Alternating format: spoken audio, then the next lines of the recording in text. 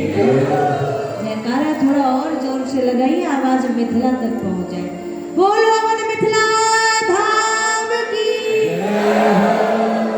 ऐसे लगे कि आप सभी राम जी से जुड़े हुए कथा में बैठे हुए श्रोता हैं। बोलो भक्तवत्सल भगवान की। शकियों ने कहा, अरे राजकुमार राम जी, कहीं आपको नजर न लग जाए, इसलिए संभल करके घूमना। और एक बात निवेदन करूं, जितनी सखियों ने राम जी को देखा ना, ये सब पुरनर नारी सुभग सुचि संता धर्मशील ज्ञानी गुणवंता क्यों है? बोले कोई भी माँ किसी सुंदर पुरुष को देखे, किसी सुंदर बालक को देखे तो उसके मन में हो सकता है ये कल्पना आ जाती है कि ऐसे सुंदर बालक के साथ तो मेरी बिटिया का विवाह होना चाहिए, ऐसे सुंदर राजकुमार के साथ तो मेरी बिटिया का विवाह हो जाता तो बड़ा अच्छा रहता।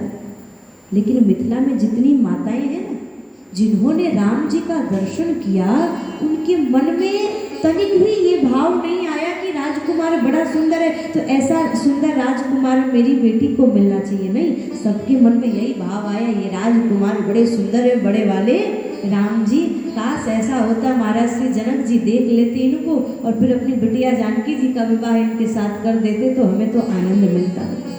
जिन सखियों ने देखा उनके मन में ये भाव नहीं आया कि ऐसे सुंदर राजकुमार के साथ तो हमारा विवाह होना चाहिए। नहीं, हमारी सखी जो जानकी है ना, काश ऐसा होता जनक जी अपनी बेटी जानकी जी को इनको समर्पित कर देते, विवाह हो जाता तो बड़ा अच्छा रहता। दूसरी सखी ने कहा, सखी चलो मान लिया, अगर जनक जी देख लेवे और जानकी जी का विवाह राम जी के साथ कर दे तो हमें और तुम्हें क्या मिलेगा? हमें क्या मिलेगा? बोले अरे तुम बावरी हो क्या? आज हमने इनको पहली बार देखा तो इतना आनंद मिला, सोचो जब विवाह हो जाएगा तो इस नाते ये हमारे मिथिला के हो जाएंगे। हमारे मिथिला में कभी जानकी जी को लेने आएंगे, कभी जानकी जी को छोड़ने आएंगे, कभी पहुंचाने आएंगे, कभी लेने आएंगे। इस नाते बोले विवाह होने के बाद ये बार बार हमारे मिथिला में आते जाते रहेंगे और हमें बार बार इनका दर्शन होता रहेगा, तो हमें दर्शन का लाभ मिलेगा, इससे बड़ा और क्या हो सकता है? तीसरी सखी ने कहा, तुम बावरी हो गया? अरे इनको जाने देने की बात कर रही हो तुम? मैं तो कहती हूँ एक बार विवाह हो जाए ना इनका हमारी जानकी जी के साथ, मैं तो इनको मिथिला से जाने ही ना दूँ। मैं तो कहूँगी कि महाराज इनको आप घर जमाई बना के मिथिला में ही रख लो, क्योंकि हमें मंजूर नहीं कि ये हमारे मिथिला को छोड़ करके अयोध्या जाए। हम चाहते हैं कि हमारे मिथिला में रहेंगे और मिथिला में जब रहेंगे तो हम इनको बढ़िया बढ़िया लाड लड़ाएंगे, इनके साथ बोले हम बढ़िया बढ़िया लीला करेंगे, हमारे मिथिला में रह जाए, हम तो यही चाहते हैं। तो स्वामी जी वर्णन करते हैं, भगवान नगर का दर्शन कर रहे हैं, एक नई नवेली बहू आई थी मिथिला में, अट्टालिका पे खड़ी होकर वो भी सर से पल्लू हटा के और राम जी को देख रही थी। देख लिया उसकी सासू मैया ने, सब देख रहे थे राम जी को, पर उसकी दृष्टि बहू के ऊपर थी। बहू ने सर से पल्लू हटा दिया, राम जी को देख रही है। हमारा सासू मैया ने जो देखा कयामत आ गई। अरे बहू शर्म नहीं आती तुम्हें? नई नवेली आई हो, तुम्हें घूंघट में रहना चाहिए, तुम सर से पल्लू हटा के देख रही हो, ऐसे लोग तुम्हें देख लेंगे। बहू ने कहा, मैया अच्छा जानते हो सास का मतलब क्या होता है? सास का मतलब बोले जो बहू का सांस लेना भी बंद कर दे वो सास है, सांस लेना जो मुश्किल कर दे वो सास है। और ननद कौन है? बोले जो भाभी का आनंद छीन ले वो ननद है। ऐसा है क्या? है? नहीं है ना? हाँ, ये विनोद की बात है, ऐसा मत सोचना कि जो सास है वो सांस लेना बंद कर देती है, जो ननद है वो आनंद छीन लेती है। नहीं, सासू मैया तो कौशल्या के समान है। सास कौन है? बोले कौशल्या है। बहू कौन है? बोले किशोरी जी है। प्रत्येक माँ चाहती है कि मुझे किशोरी जी जैसी बहू मिले। क्या करना पड़ेगा उसके लिए? बोले कौशल्या बन जाइए आप, किशोरी जैसी बहू मिल जाएगी। और प्रत्येक बेटी चाहती है कि मुझे कौशल्या जैसी सास मिले, तो आप सियाजू बन जाओ, किशोरी जी बन जाओ, आपको कौशल्या जैसी सास मिल जाएगी। हम क्या चाहते हैं महाराज? हम चाहते हैं सामने वाला सुधर जाए, हम जैसे के तैसे रह जाए। अरे भैया हम सुधरेंगे तो दुनिया सुधरेगी, जमाना सुधरेगा। पहले खुद में तो सुधार करें। हम दूसरों, मैंने पहले भी कहा, दूसरों की गलती के समय में जज बन जाते हैं और अपनी गलती के समय बोले हमसे तो कोई गलती होती ही नहीं है, हमसे कोई अपराध होता ही नहीं है। रिश्ते को सुंदर बनाने के लिए एक दूसरे को सुधरने की आवश्यकता है, दोनों सुधरे। आजकल घरों में क्या होता है, बोले बेटी जब तक मायके में रहती है ना, माँ उसको मारती है, डांटती है, फिर भी बेटी को बुरा नहीं लगता। लेकिन वही जब ससुराल जाती है, सासू मैया थोड़ा सा डांट क्या दे महाराज, वो तो सर पे चढ़ के बैठ जाती है और चेहरे पे 12 बजाता है, खाना पीना सब बंद और घर का काम काज सब बंद। याद करो, विचार करो, जब आप मायके में थी, आपकी मैया ने आपको डांटा भी, आपको मारा भी। अरे सासू मैया तो मारती नहीं, केवल डांटती, बस इतने में बुरा मान के बैठ गई। अपनी माँ जब डांटती है, मारती है, तो क्या सोचते हो आप, माँ है मेरी, कोई बात नहीं, फिर कुछ देर बाद उतने प्रेम से आप बात करते हो। लेकिन वही काम अगर सास कर दे तो बोले बुरा मान के बैठ जाती हो, तो फिर सास माँ कैसे बनेगी? आप अपनी माँ की बात को इग्नोर करके चलती हो, ऐसे सासू मैया के बात को भी आप हटा के चलो तो सास भी खुश रहेगी। दूसरी बात, सास की स्थिति क्या है, बोले बेटी गलती कर दे तो कोई बात नहीं, बेटी है, गलती हो जाती है। वही गलती अगर बहू कर दे, बहू ने ऐसी गलती कैसे कर दी, तो फिर बहू को बुरा लगेगा कि नहीं? तो सास को भी चाहिए कि जैसे बेटी गलती करती है उसको आप क्षमा कर देते हो, ऐसे बहू ने भी कर दिया, वो भी किसी की बेटी है महाराज, दोनों सुधर गए, रिश्ता बढ़िया हो गया। दोनों ने ऐसा सोच लिया, रिश्ता बढ़िया हो गया। मानस की कथा बार बार हमें संबंधों पे विचार करना सिखाती है। मानस की कथा सुनो, सीखो, कैसे हमें परिवार में रहना, एक दूसरे के साथ व्यवहार हमें कैसे करना है। उस मैया ने कहा तुम राम जी को देख रही हो, लोग तुम्हें देख लेंगे।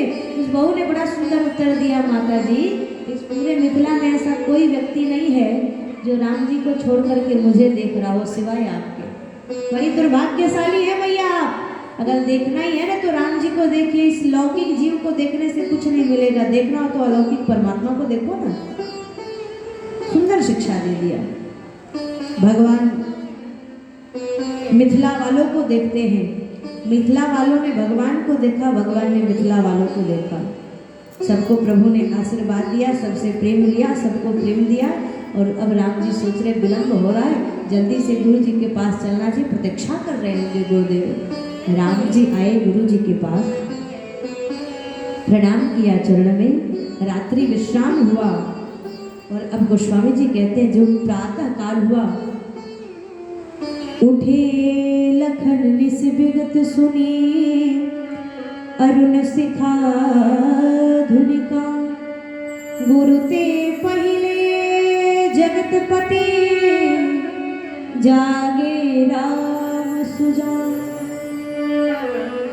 जो महाराज ब्रह्म मुहूर्त हुआ, उठे लखन निस विगत सुनी। अब यहाँ देखो लखन लाल जी सोए नहीं थे। राम जी जब सोने गए तो गुरु जी की चरण सेवा करके गए। बार बार मुनि आज्ञा देनी, रघुबर जाए शरण तब कीनी। सोने से पहले राम जी गुरु जी की चरण सेवा करते हैं।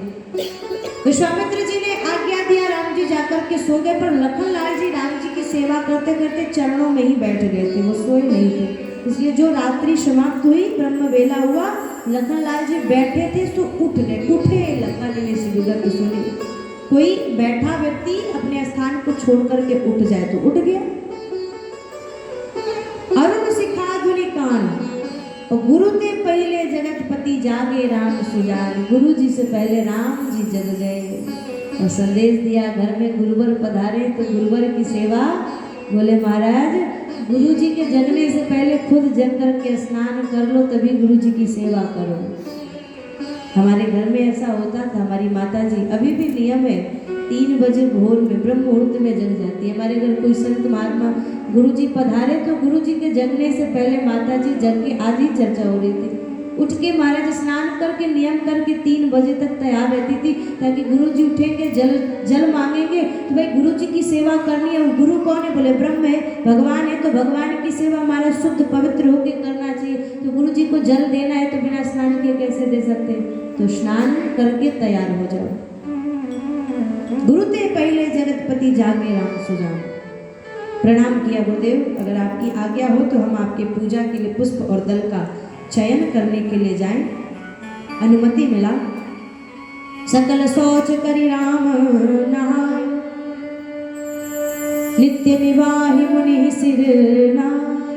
गुरुदेव आप अनुमति दीजिए, समय जान गुरु आय सुपाई, लेन प्रसून चले दुआई। धूप बाग बर देखे जाए, जहाँ बसंत ऋतु रही लुभाई। धूप बाग बर देखे जाए, जहाँ बसंत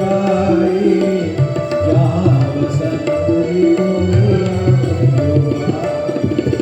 लगी बिटक मनोहर नाना, बरन बरन मन बेल बेटाना।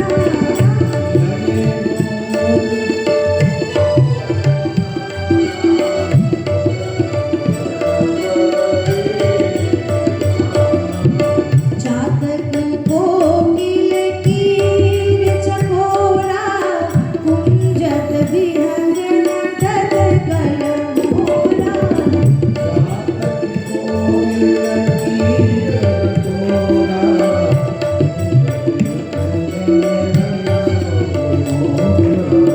मध्य बाग मन सरु सुहावा, मणि सोपान विचित्र बनावा। मध्य बाग मन सरु सुहावा, मणि सोपान विचित्र बनावा। राम जी आगे पुष्प वाटिका के दरवाजे पर और आकर के खड़े हो गए प्रभु। अब देखो, मैं निवेदन करूं, गोस्वामी जी कहते हैं ये जनक जी का बाग है महाराज। राम जी जिस समय जनकपुर में आए थे उस समय तो बसंत ऋतु नहीं था, विवाह तो हुआ है महाराज अगहन शुक्ल पक्ष की पंचमी तिथि को। तो उस समय बसंत ऋतु नहीं। यहाँ गोस्वामी जी ने क्यों कहा? बोले बसंत ऋतु तो अपने समय से आया था, लेकिन जब वो जाने लगा उसे पता चला कि राम जी जनकपुर में आएंगे, फिर पुष्प वाटिका में आएंगे, तो जनो बसंत ऋतु रही लुभाई। लुभ करके महाराज राम जी का दर्शन करने के लिए बसंत ऋतु यहाँ से बोले गया ही नहीं, यहीं पर रुक गया। राघवेंद्र सरकार आए। देखो गोस्वामी जी ने रामचरितमानस में 2 वाटिका का वर्णन किया है, पुष्प वाटिका और एक अशोक वाटिका, और दोनों का केंद्र भगवती सीता जी हैं। पुष्प वाटिका में भी सीता जी आई और अशोक वाटिका में भी सीता जी गई। पर अंतर क्या है पुष्प वाटिका और अशोक वाटिका में? बोले पुष्प वाटिका ये विदेह नगर की वाटिका है और अशोक वाटिका बोले ये देह नगर की वाटिका है। पुष्प वाटिका बोले अशोक वाटिका जो है ना ये रागी की वाटिका है, लेकिन पुष्प वाटिका ये अनुरागी की वाटिका है। दोनों का केंद्र भगवती सीता जी है। गोस्वामी जी कहते भक्त भक्ति भगवंत गुरु, इनका दर्शन करना है तो वाटिका में प्रवेश करिए। राम जी आए, आकर दरवाजे पे खड़े हो गए। मालियों ने देखा, दौड़ करके आए, कहिए सरकार क्या अनुमति देना चाहते हैं आप हमें? राम जी ने कहा अगर आप हमें अनुमति दे दो तो हम पुष्प और दल का चयन कर ले। मालियों ने कहा सरकार आपको बाग में जाने की क्या आवश्यकता है, आप कहें तो हम ही आपके लिए पूजा के लिए पुष्प और दल लेकर के आते हैं। राम जी ने कहा नहीं, आपने इतना कहा उसके लिए बहुत बहुत धन्यवाद, पर कहा गया गुरु आज्ञा गरीयसी, गुरु जी की अनुमति है हम पुष्प लेकर के आवे तो हम ही जाएंगे वाटिका में, भैया अनुमति दो हमें।